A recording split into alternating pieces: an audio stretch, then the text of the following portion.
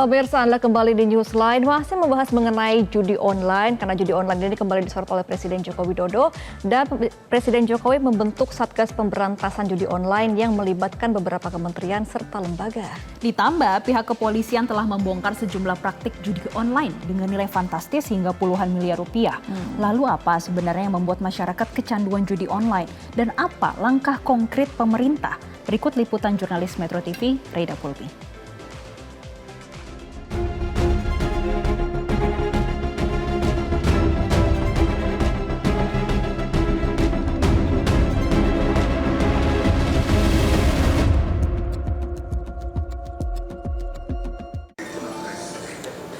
Judi online bukannya hilang, namun justru semakin merajalela. Padahal pemerintah sudah memblokir ratusan bahkan ribuan website judi online.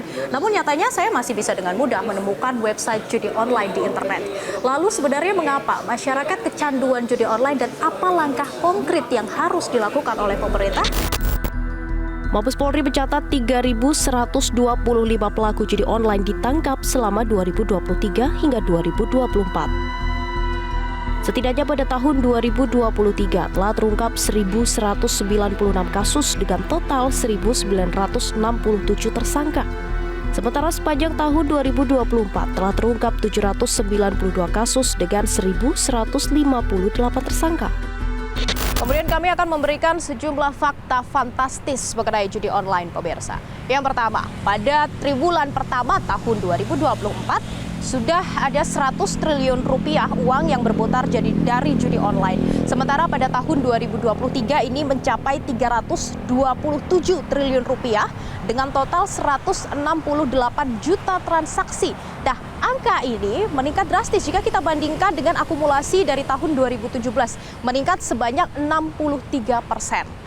Kemudian berapa orang Indonesia yang bermain judi online? Ternyata angkanya juga fantastis, lebih dari 3,2 juta orang dengan total 34,51 triliun rupiah yang digunakan untuk deposit. Dan bukan hanya dari kalangan menengah ke atas saja yang bermain judi online, namun angka ini justru didominasi oleh pelajar hingga ibu rumah tangga. Kemudian modus yang digunakan di sebagian besar orang meminjam nomor rekening milik orang lain untuk menyimpan uang hasil judi online. Selanjutnya, 5,15 triliun rupiah perputaran uang judi online ternyata lari ke luar negeri dari perusahaan cangkang atau shell company. Ya, kalau kita lihat di atas kertas memang ada perusahaannya, namun setelah ditelusuri alamat hingga karyawannya ternyata nihil alias tidak ada.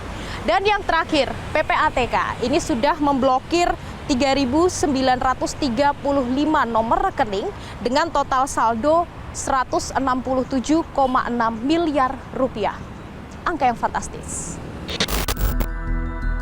Judi online kini menjadi fokus penegakan hukum. Salah satunya, Polda Metro Jaya kini tengah getol membongkar praktik judi online. Dalam kurun waktu 1 bulan saja, 2 kelompok operasional judi online berhasil diringkus. Total keuntungannya pun tak main-main, mencapai puluhan miliar rupiah. Di Kota Depok, Jawa Barat, selama 3 tahun beroperasi, 4 pelaku meraup untung hingga 30 miliar rupiah. Sementara di Teluk Naga, Tangerang, Banten, polisi membekuk 11 orang tersangka yang diduga berhasil meraup keuntungan 10 miliar rupiah dari 4 bulan beroperasi. Tim Liputan Metro TV mencoba menelusuri jejak para pelaku judi online di sebuah kawasan elit di Tanjung Purung, Teluk Naga, Tangerang, Banten. Mau liputan aja sih untuk ambil gambar aja. Nah gini, jadi kita juga nggak bisa ngasih sembarangan izin, karena di sini harus izin dulu ke manajemen, karena di sini masih ada pegangan developer, gitu Bu. Terus jadi, gimana? Ibu ke ini aja, ke kantor kita yang depan Hasil Bukti. Sayangnya kami dilarang masuk oleh penjaga keamanan setempat dan diminta mengurus perizinan di kantor developer. Kami pun menuju ke kantor yang masih terletak di kawasan yang sama. Namun, sesampainya di sana tidak ada yang bisa kami temui. Ternyata tadi kita sudah ke marketing galeri, saran dari penjaga klaster, tapi ternyata marketing galerinya masih belum ada aktivitas, masih tutup nih pemirsa. Tapi memang untuk perizinan tampaknya cukup sulit, karena kalau kita lihat pelaku operasional judi online ini tampaknya sengaja memilih perumahan-perumahan elit dan juga mewah untuk lebih merasa aman begitu, dan cukup sulit untuk dijangkau oleh masyarakat umum. Meski pemerintah sudah memblokir lebih dari 8.000 konten judi online melalui Kementerian Komunikasi dan Informatika, namun para pelaku ternyata memiliki trik yang lebih lihai untuk menarik pemain. Ada beberapa trik yang dilakukan pelaku, mulai dari tawaran kemenangan hingga penarikan cepat dan mudah. Judi online kerap dianggap sebagai jalan pintas untuk mendapatkan uang. Padahal di baliknya ada banyak bahaya yang mengintai. Yang pertama adalah kerugian secara finansial. Seseorang yang sudah berjudi online tentu tidak ragu untuk mengeluarkan lebih banyak uang, bahkan harus berhutang, menjual harta benda hingga kehilangan tabungannya. Kemudian yang kedua, kerugian secara mental. Seseorang yang sudah kecanduan judi online tentu akan merasa cemas, depresi, bahkan stres dan juga susah tidur. Nah, ini akan berhubungan dengan bahaya yang ketiga pemirsa, yaitu kesehatan fisik. Seseorang yang sudah susah tidur tentu istirahatnya tidak akan berkualitas, dan yang paling bahaya, stres berat ini bisa meningkatkan resiko penyakit jantung. Kemudian yang keempat, ini adalah dampak hubungan dengan orang-orang di sekitar. Mungkin teman, keluarga, bahkan pasangan akan merasa risih ketika seseorang sudah kecanduan judi online. Karena biasanya pemain ini akan bermain judi online di mana saja dan kapan saja. Kemudian yang kelima, masalah hukum. Judi online ini merupakan permainan yang ilegal di Indonesia. Sehingga seseorang yang berhubungan atau terkait dengan judi online ini harus berhadapan dengan hukum di Indonesia mulai dari denda bahkan hingga penjara. Kemudian yang keenam, kriminalitas. Nah, kriminalitas ini seseorang yang sudah kehabisan uang, mereka tidak ragu-ragu untuk melakukan segala cara untuk mendapatkan uang lebih. Mulai dari pencurian, penipuan, bahkan perampokan. Dan ini tentu akan berdampak buruk terhadap kondusivitas masyarakat. Kemudian yang ketujuh atau yang terakhir adalah keamanan data. Sebuah situs judi online akan meminta nama, alamat, kemudian nomor telepon, dan juga nomor rekening bank. Jika situs tersebut diretas, tentu data-data itu dapat disalahgunakan, bahkan dilakukan untuk kriminalitas yang lain. Memang seberbahaya itu pemirsa judi online. Maka dari itu, Presiden Joko Widodo membentuk Satgas Terpadu untuk memberantas judi online yang di dalamnya berisi kepolisian, OJK, Kemenko Polhukam, dan juga Menkominfo.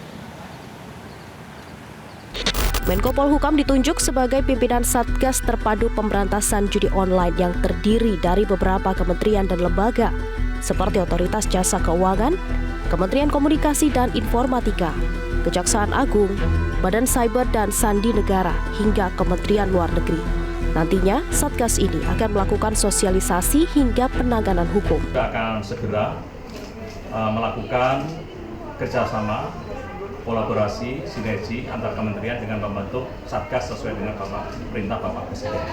Yang bertugas diantaranya adalah memberikan edukasi kepada masyarakat, kemudian melaksanakan patroli cyber, dan publikasi pendidikan judi online, termasuk penegakan hukum dan pemblokiran rekening, dan pengungkapan kasus-kasus yang tadinya sudah dilaksanakan. Memang sejumlah masyarakat pun merespon maraknya judi online yang kian meresahkan.